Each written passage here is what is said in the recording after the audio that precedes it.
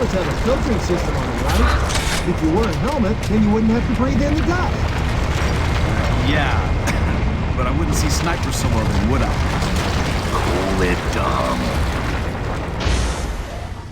In only 2 years, Epic Games dropped Gears of War 2, and let me tell you, they really knocked this game out of the park by improving on a lot of things from Gears of War 1. Let's start with the visuals. You could say at first glance, everything kind of looks the same, because honestly, everything in Gears of War 1 looks really great, and Gears of War 2 looks really great, and some of the character models look exactly the same, in my opinion, like Marcus, Dom, Hoffman, Baird, Cole, and the mini COG gears. There might be some slight differences, but at first glance, they look almost identical. But the visuals of this game, it's not all dark like Gears of War 1. It's absolutely breathtaking to look at all this scenery and just the way the maps look. I really can't put into words, you just have to look at it yourself. The AI got a slight improvement from the first game, but honestly, that isn't really saying much.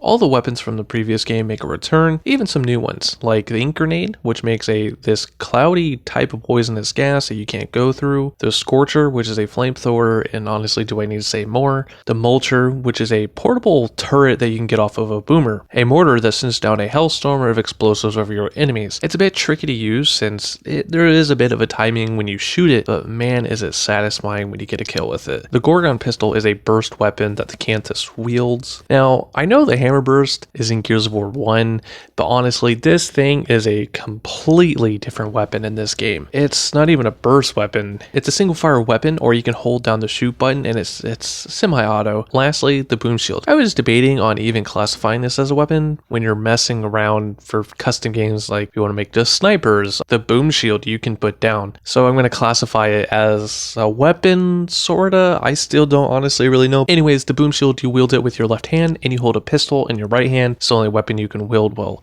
doing it. Back in the day, there was a glitch where you could use like your shotgun or something. I don't think that's possible anymore. I haven't checked. You can even deploy the boom shield and make your own cover, which is actually really cool. And speaking of cover, Epic Games did actually really improve on the cover system in this game. I don't really feel super sticky to walls, and whenever I make a mistake, if I accidentally go to a wall I don't want to, I can pull on my left stick and cancel my wall slide. Well, it's pretty nice. Hopefully that isn't abused in multiplayer.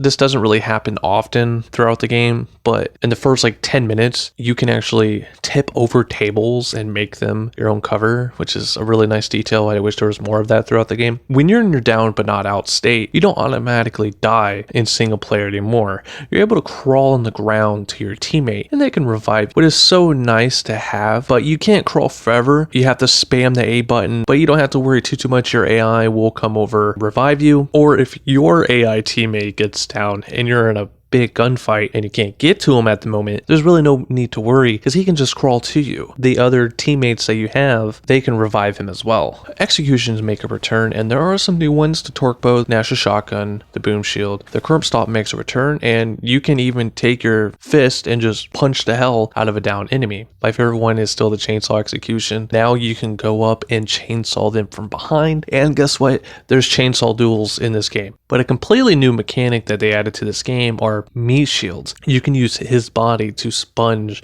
oncoming fire. You can only use a pistol. I'm pretty sure some of you, just like me, when you booted up Gears of War 2, your eyes were fixated on the Horde mode. Clicking it, you can find out it's like a firefight of Locust Grub. You first start off on wave 1 and you go all the way up to 50. Once you reach wave 10, and every 10 waves, the Locusts get more of a modifier, which makes it a lot harder, even on the easiest difficulty. Unlike other Horde modes from other Gears games, this one's a lot harder. You have to pick up weapons from dead bodies. There's only like 2 or 3 weapon crates on the map. It can get pretty tough at times.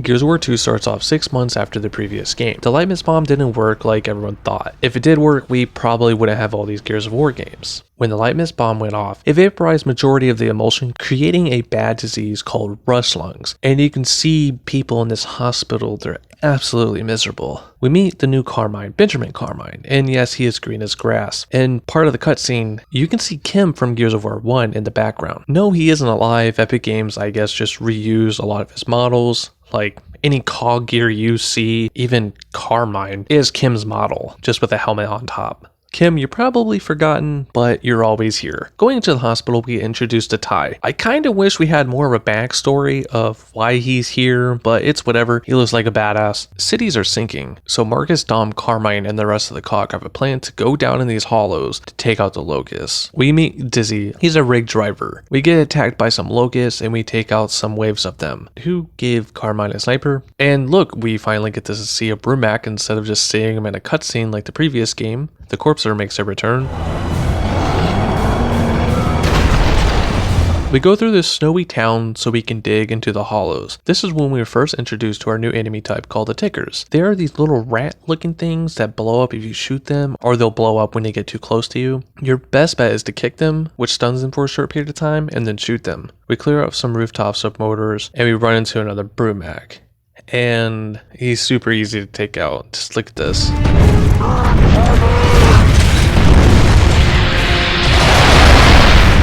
Right before going to the hollows, we meet Scourge, who reminds me of this Darth Maul with his dual chainsaw lightsaber thing. He is a Cantus monk leader. When coming out of the drop pod, we can't get a hold of anyone besides Carmine, so we go meet up with him. I don't know if anybody noticed this in this cutscene. This isn't Carmine. I don't know if Carmine was going to be another cog gear or something. This isn't Carmine. Just something I noticed while replaying through this game. What the heck is this thing? This worm eats bread-looking fruit things and is only used as a movable cover. They are able to kill you, but only when you're in front of their face. It'd be cool if they tried attacking you or something. Now we meet one of the coolest Locusts, in my honest opinion, the Cantus. The Cantus have an ability to revive their downed allies. The only weapon they use is the Gorgon pistol and the ink grenade. Right before taking on the Cantus, Dom actually references Halo Combat Evolved. I think it's safe to say that's not a natural K formation. Come to find out, what's been causing the cities to sink is a giant rift worm commanded by Scourge. Something I never noticed before, you can actually see part of the worm while walking through the level. It's a really nice detail. So far throughout the game, we've only been hearing Cole through the TACCOM, and finally we get to see him, and what an entrance. Marcus, is that? Gotta be.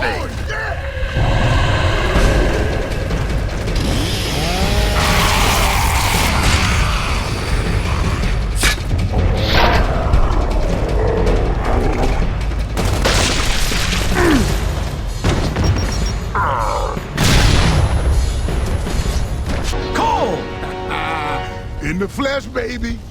We save Baird, who's in this tube thing that the Locusts put people in to torture them to be slaves. And speaking of that, they do this to Ty. He's really wounded. Marcus tries getting him back into fighting by giving him a shotgun, and he takes his own life. This is our first time seeing the different variations of boomers. This one is a mulcher because he's holding a mulcher. Self-explanatory. Carmine tries being a hero and he gets shot. The riftworm bursts out, swallows the chopper, what results into Carmine falling out of the chopper. Everything turns black and we get a glimpse of Dom dreaming of his wife.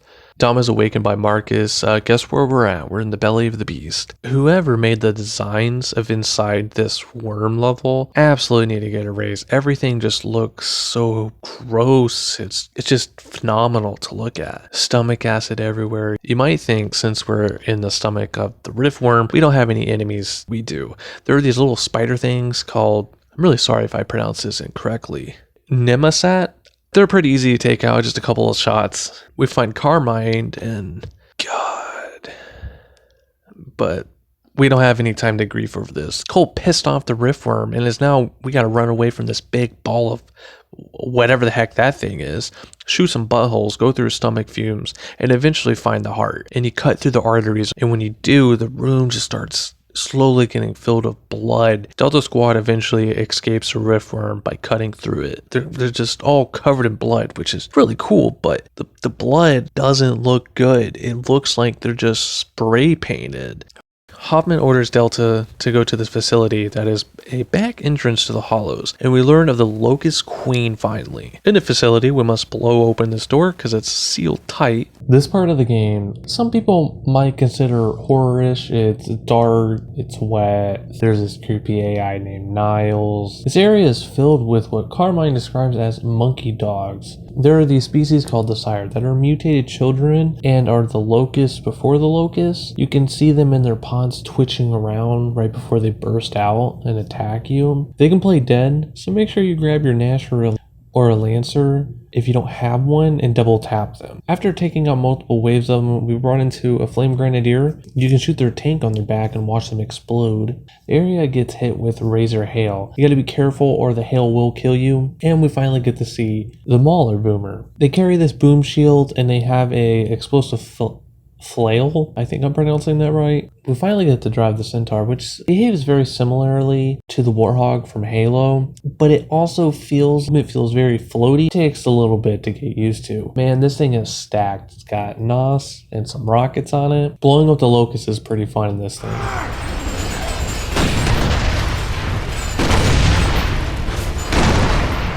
Delta reaches his cave, which is super dark. We hear all these noises and you can see a Brumac in the back. And after making this jump, the Centaur loses power for about a minute. 3 corpsers pop up. It's super creepy. You take the corpsers out in like just a few shots. Very anticlimactic. After reaching the underground of the Stranded, Marcus learns about the Nexus, where the Locusts are taking people. Dom asks the Stranded if they have seen his wife, and he starts showing them a photo of her, and we get information that her group was captured. So while trying to go to the Nexus, Dom suggests we go in this little boat, and when we try, the dock breaks and we start floating down the river, and we meet this giant fish called the Leviathan. Luckily, the Locusts let us borrow their boat. When you first go up against the Leviathan, it takes its tentacles and you gotta chainsaw it, and then it comes out of the water and starts biting on the boat. It's pretty easy to take out. Just shoot him in the eyeballs, shoot the little mouth tentacles, and pop a nade in his mouth, and boom, you're done. Marcus and Dom kind of bump heads. Dom is super persistent on finding his wife, which I don't blame him. Marcus just wants to finish the mission. Dom brings up how Marcus did the same of trying to find his father. Marcus says,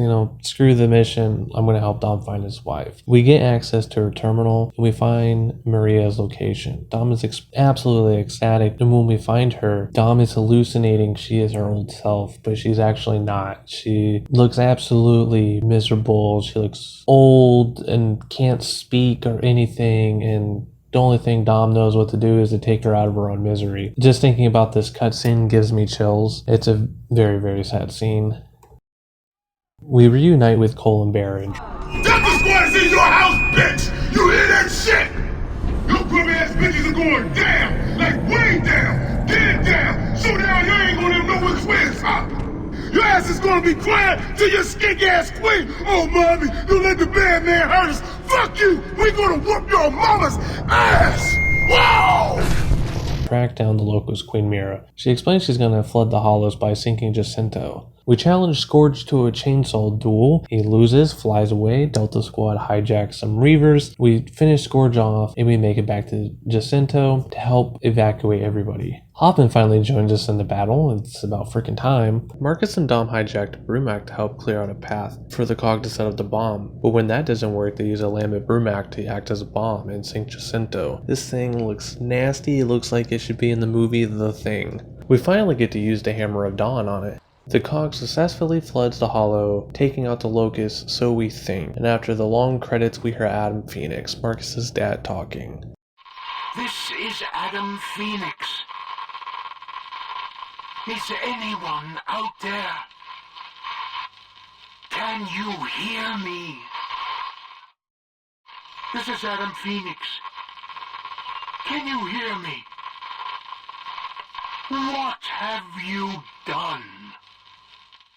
Before I go, I'm going to talk about some of the stuff that kind of bothered me playing the game. Firstly, the gore. It feels a little bit toned down, and I know this is a Gears game that's supposed to be super gory, but there's certain instances, like shotgunning this Locust, he doesn't go into bits. The Boltok pistol, whenever you shoot somebody, it doesn't explode their body, only if you shoot them in the head. A few issues that still occur in this game from the first one is this weird jitter thing when you get shot trying to use the chainsaw. I hope Gears of War 2 gets a remaster like Gears of War Ultimate Edition. If it doesn't, it's okay, but I would love to see an updated graphics in 4K glory. I think I held your time long enough. I really hope you enjoyed. Please like, comment, share, sub, all that stuff, whatever. I will see you in the next one. Have a great day. See ya!